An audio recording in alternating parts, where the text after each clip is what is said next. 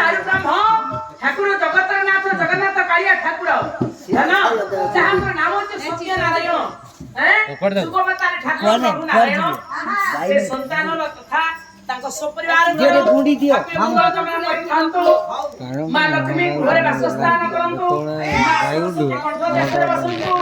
प्रभु नारायण का भूतरे वास करंतु सदिन जेमेति आज्ञा आपण समस्त जानिले आज्ञा जते बेले नळ राजांकर कीर्तिटा के एते व्यापी गला जे कीर्तिटा के वैकुंठ पर्यंत आज्ञा व्यापीला पुण्यश्लोकन राजा एते धार्मिक राजा थिले ते न्यायवंत राजा थिले एते पुण्यवंत राजा थिले नळ राजांकर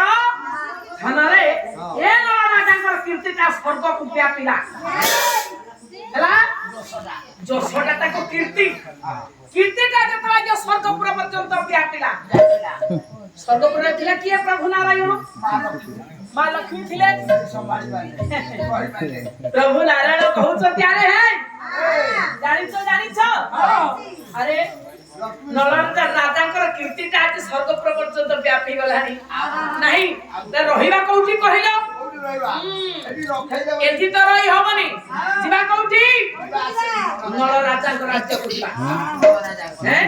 नल राजा कोने कोठे जाई पहुंचेला के प्रभु नारायण तू जोड़ी स्त्री पुरे लक्ष्मी सरस्वती को डाकिले जाई पहुंच गेला कोठी ना नल राजांकर राज्य वास करे नल राजा को कहउछती हे नल राजा कोन केते पुण्य कलो केते कोन कलो दे तम कीर्तिटा हमको स्वर्ग सारा माडी गला हां हम स्वर्ग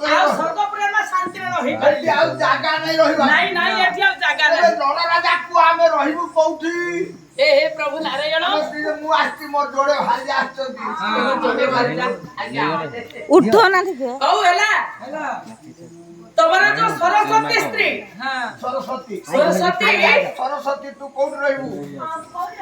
नल राजा सरस्वती रहिबा कंठदेश परे तू पसिदा ता कंठ रहिबा मां सरस्वती बापा दिनी बेला पानी राजा नलंकर कंठ देश रे वास कले ये तो पाइले आविए हैं लक्ष्मी रहिबे म भंडार घरे तू जोगी के तासे जम्मा धन सरे तू बरा लक्ष्मी अच्छा मु कोन रहिबी राजा प्रभु ए नल राजा हे प्रभु मु कोन रहिबी कनल रे रहिबो प्रभु नारायण आपण मो हृदय रे वास करंतु हृदय सिंहासन रे प्रभु मु स्थान देली देखो आज्ञा हां तबे काहे के कथा कहउछी कहलो सज्जन मंडली आज ठीक सेमिति प्रभु नारायण को जोड़ी स्त्री एक भाषा प्रकृति मुखरा चंचल हाथ देतिया पुत्र स्तव को भुवन विजय माथा दुर्ने बाहर